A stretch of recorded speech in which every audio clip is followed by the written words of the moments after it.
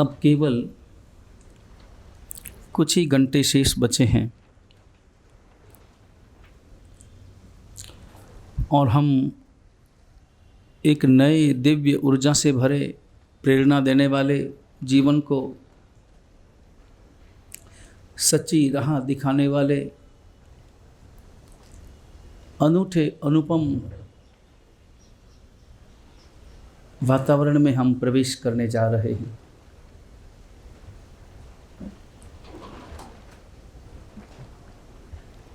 बयालीस दिन तैयारी के दिन थे और कल से काम करने के दिन प्रारंभ होने जा रहे।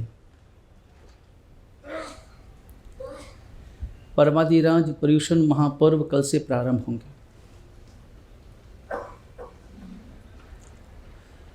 अन्य दिनों की भांति उन दिनों को नहीं जीना है।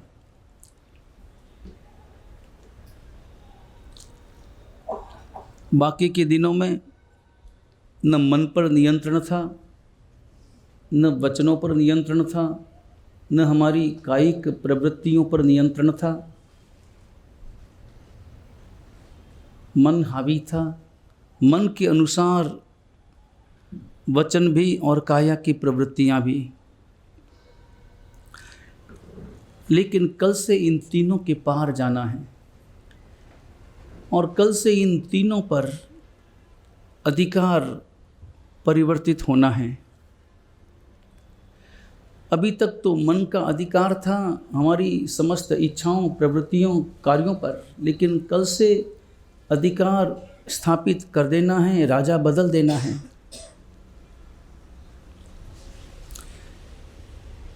कल से 8 दिनों के लिए आत्मा को राजा बना देना है। कल से 8 दिनों के लिए परमात्मा को राजा बना देना है।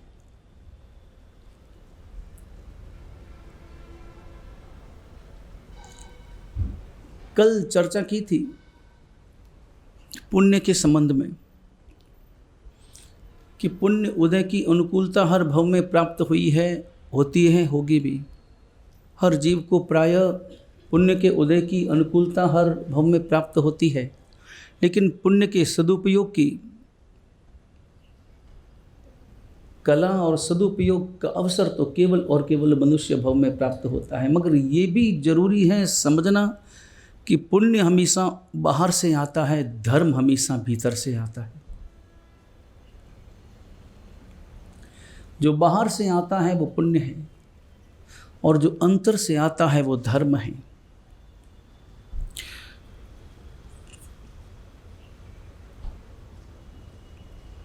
कल से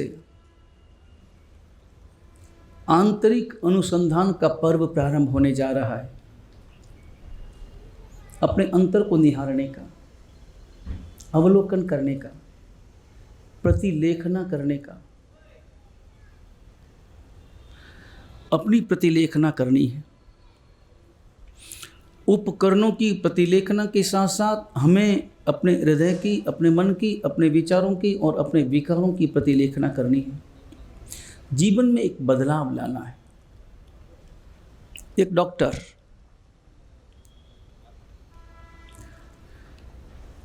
डॉक्टर जिसके हाथों में यश रेखा है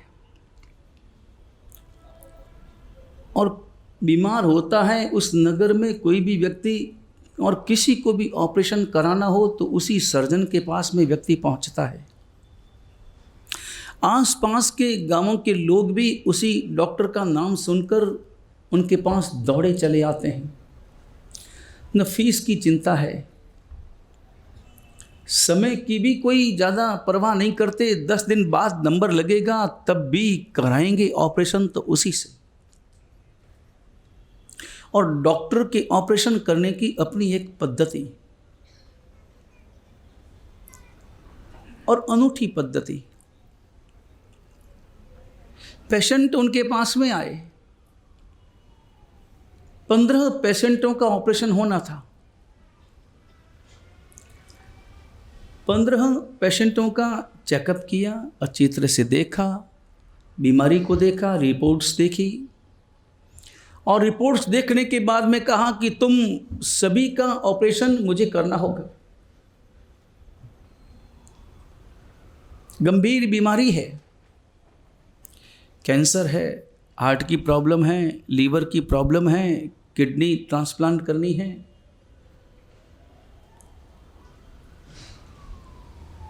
और भी कई तरह की समस्याएं तुम लोगों में हैं, और क्रिटिकल ऑपरेशन होगा। ऑपरेशन मैं करूंगा, लेकिन मैं तुमसे एक बात पूछना चाहता हूं, और बात पूछना नहीं चाहता बल्कि मैं तुमसे जानना चाहता हूं कि ऑपरेशन मैं करूंगा, जब भी नंबर लगेगा 10 दिन, 15 दिन, 20 दिन, तुम मुझे ये बताओ, ऑपरेशन हुआ, सक्सेस होगा, जीवन बचेगा, जीवन मिलेगा? जो बचा हुआ जीवन है, अभी तुम्हारे हृदय में डर है, क्योंकि कैंसर है, लीवर की बीमारी है, खतरनाक बीमारियां हैं, बच भी सकता हूं और नहीं भी बच सकता हूं। इस उधेड़ बुन में तुम जी रहे हो। लेकिन मैं तुमसे पूछना चाहता हूं कि अगर तुम बच गए तो बाकी का जो जीवन है वो कैसे गुजारोगे?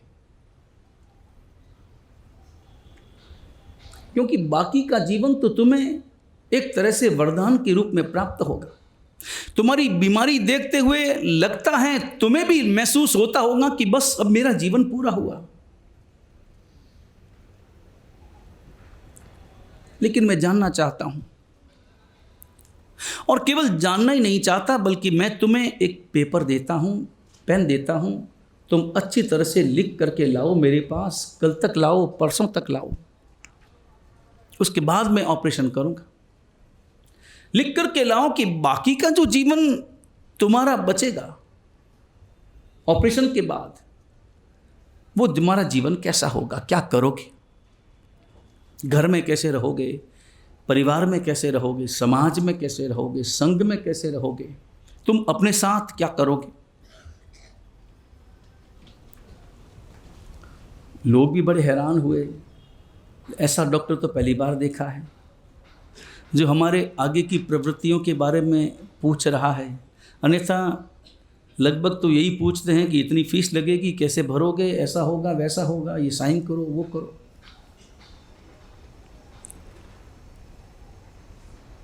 लेकिन सभी गए, पेपर हाथ में लिया और अपनी भावनाएं लिखी।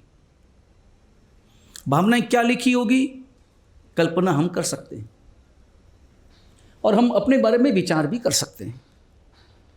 मिच्छामि दुक्कडम के साथ कोई ऐसी बीमारी हमारे जीवन में ना हो, बीमारी ना हो मगर मौत जरूरी है कि बीमारी लेकर ही आए, कोई जरूरी नहीं है। आयुष्य पूरा हो तो एक स्वस्थ व्यक्ति को भी विदा होना पड़ता है, और आयुष्य बाकी हो तो बीमार व्यक्ति भी कई महीने और लंबा समय निकाल देता है। हम भी कल्पना कर सकते हैं कि अगर बाद का जो जीवन है, मेरा थोड़ा सा जीवन है, वो मेरा जीवन मैं कैसे गुजारूंगा।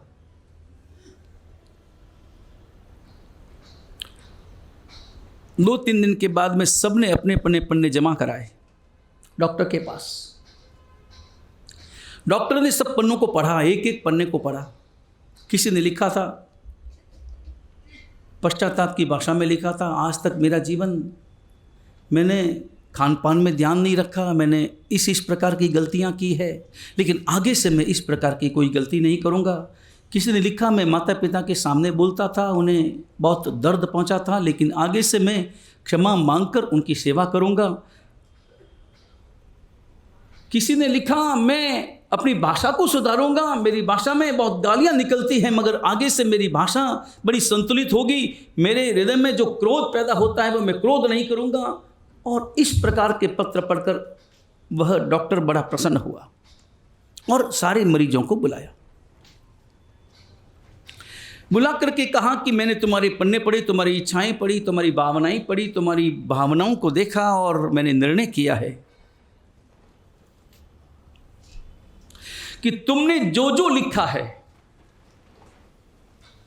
जैसा जैसा करने का लिखा है, किसी ने लिखा अब मैं धर्म में जुड़ जाऊंगा, परमात्मा की सेवा करूंगा, पूजा करूंगा, भक्ति करूंगा, सेवा करूंगा, गुरु भगवंतों की सेवा करूंगा। मैंने आज तक जो निंदाएं की है उसके लिए मैं पश्चाताप का अनुभव करता हूं और भविष्य में कभी भी निंदा न करने का संकल्प लेता हूं। डॉक्टर ने कहा कि तुमने जो जो लिखा है, तुमने जैसा लिखा है वो तुम आज से प्रारंभ करो।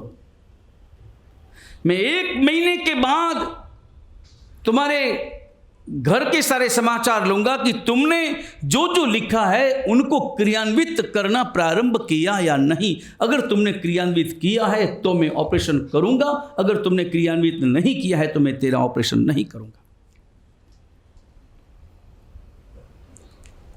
वो लोग हैरान हो गए।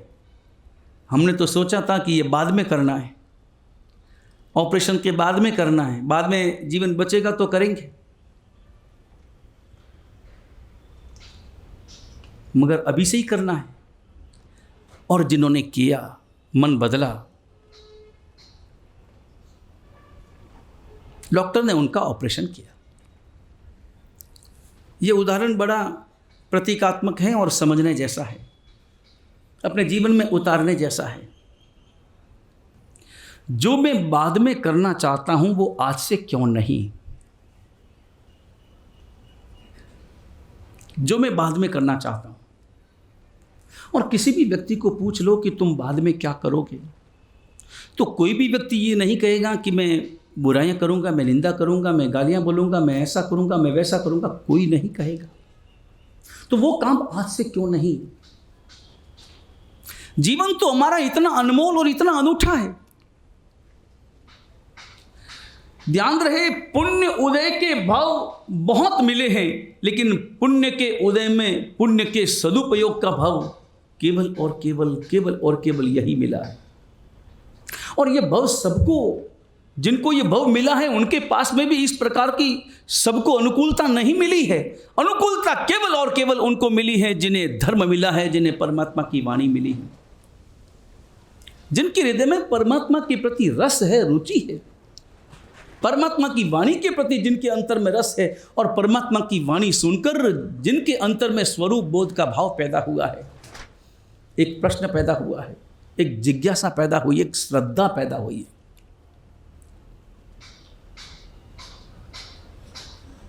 और ध्यान रहे, संसार तर्क से जिया जाता है, धर्म श्रद्धा से जिया जाता है। संसार में तर्क है, धर्म में तर्क का काम नहीं है। धर्म में केवल और केवल श्रद्धा का काम। और आपको मालूम है श्रद्धा की डेफिनेशन क्या है? श्रद्धा किसे कहें? श्रद्धा की परिभाषा क्या है? श्रद्धा की परिभाषा है, देखे गए दिखाई देने वाले सुख का त्याग कर न दिखाई देने वाले सुख के लिए अपने जीवन को आगे बढ़ाना, उसी का नाम श्रद्धा है।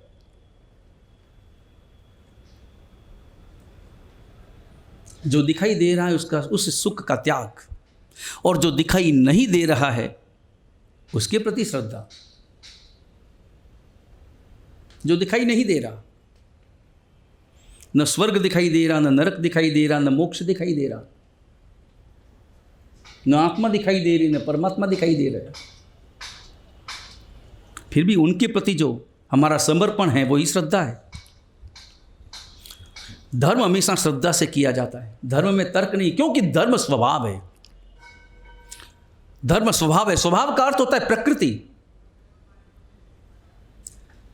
कभी भी प्रकृति में कोई प्रश्न नहीं होता। प्रकृति की विपरीत कोई करे तो प्रश्न पैदा होता है। प्रकृति में कोई सवाल नहीं है। आज तक किसी व्यक्ति ने नहीं पूछा कि ये जो हरियाली है, ये जो पेड़ पौधे हैं, ये हरे क्यों हैं? हरे क्यों हैं? क्योंकि हरे हैं, इसलिए हरे हैं। पानी बहता क्यों है? पानी अगर ऊपर जाए तो प्रश्न पैदा होता है।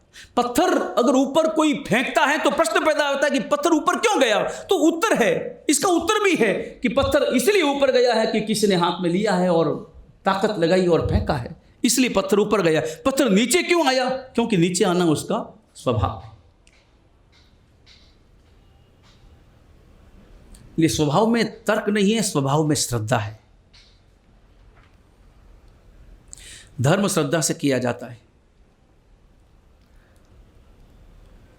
और कल से वो महत्वपूर्ण दिन प्रारंभ होने जा रहे हैं, परवादी राज पर्युषण के दिन। साल में केवल 8 दिन, 352 दिन आपके लिए है। 8 दिन तो आत्मा के लिए है, 8 दिन तो धर्म के लिए, 8 दिन तो मंदिर के लिए है।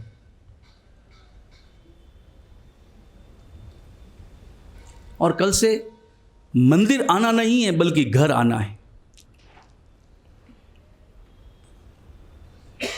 पराये घर का त्याग कर अपने घर में आना है, अपने घर में प्रवेश करना है, अपने घर में रहना है। अपने घर में रहने का नाम ही तो पर्युषण है। दिनचर्या बदल जानी चाहिए। मन, वचन, काया तीनों की प्रवृत्तियां परिवर्तित हो जानी चाहिए।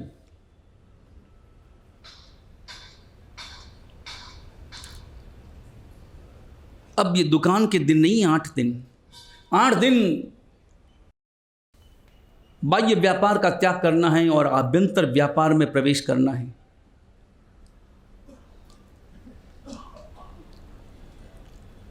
आठ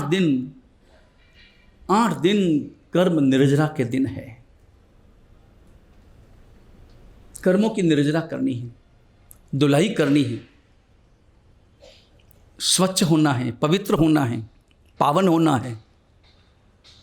बहुत मैल चढ़ा है और रात दिन मैल चढ़ाने का काम कर रहे हैं। इन 8 दिनों की गंगा में हमें डुबकी लगानी है। बहुत बोले हैं, कल से मौन हो जाना है। बहुत चले हैं, कल से स्थिर हो जाना है। बहुत श्रम किया है, कल से विश्राम।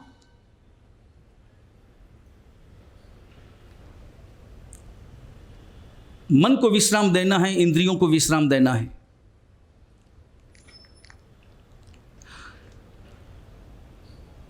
और ध्यान रहे, आंखें जब देखती है तब कुछ दिखाई नहीं देता, जब आंखें बंद होती है तभी सब कुछ दिखाई देता है।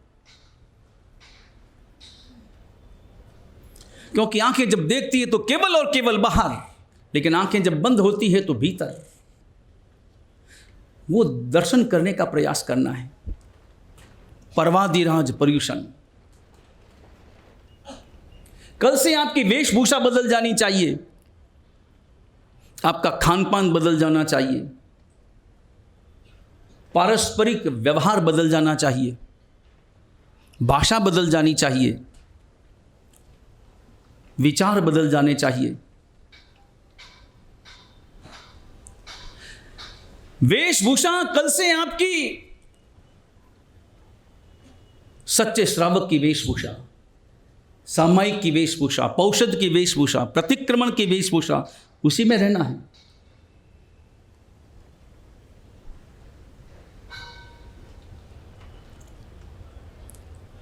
कुर्सियों पर बैठे भले, लेकिन कुर्सी पर आसन होना चाहिए। हाथ में मोबाइल नहीं, हाथ में मुंहपत्ती होनी चाहिए।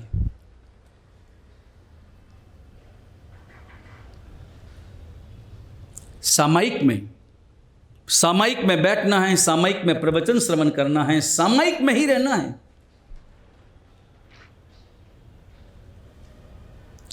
और ध्यान रहे, बाकी दिनों में की गई एक सामायिक और परवादिराज पर्युषण पर्व के दिनों में की गई एक सामायिक, दोनों में बड़ा अंतर है। वो लाभ, वो अनूठा लाभ। और कल से तो विचार बदलेंगे। मैंने कल ही कहा था कि कभी नहीं मंदिर की सीढ़ियां चढ़ने वाला व्यक्ति भी कल से सेवा पूजा करना प्रारंभ करेगा। कभी प्रवचन में नहीं आने वाला व्यक्ति भी प्रवचन में आएगा और परमात्मा की वाणी सुनेगा। और ध्यान रहे, कल से जो जिनवाणी प्रवाहित होगी वह अपने आप में अनूठी, अपूर्व और अलग होगी। रोजाना आप आधे व्याख्यान में आ सकते हैं, उठते उठते भी आ सकते हैं, मर्जी आए तब आएँ और मर्जी आए तब चले जाएं, हालांकि वो भी है तो गलत ही, मगर फिर भी रोजाना की अपेक्षा और कल से 8 दिनों में थोड़ा सा अंतर तो आना चाहिए।